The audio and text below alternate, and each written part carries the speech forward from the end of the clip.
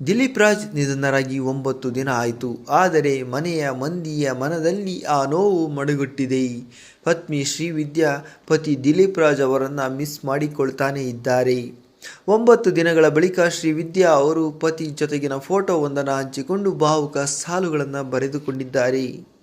ದಿಲೀಪ್ ರಾಜ್ ಮತ್ತು ಶ್ರೀವಿದ್ಯಾ ಪ್ರೀತಿಸಿಯೇ ಮದುವೆಯಾಗಿದ್ದಾರೆ.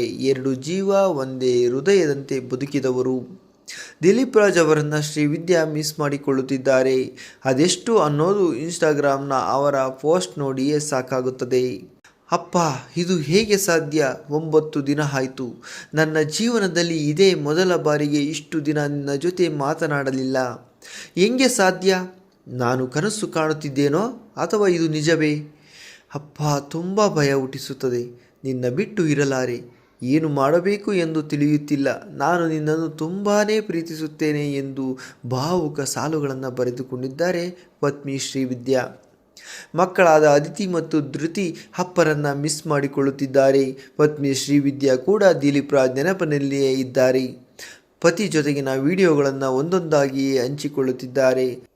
ಶ್ರೀವಿದ್ಯಾ ಅವರ ಬಗ್ಗೆ ನಿಮ್ಮ ಅನಿಸಿಕೆ ಅಭಿಪ್ರಾಯಗಳನ್ನು ತಪ್ಪದೇ ಕಮೆಂಟ್ ಮಾಡಿ ತಿಳಿಸಿ.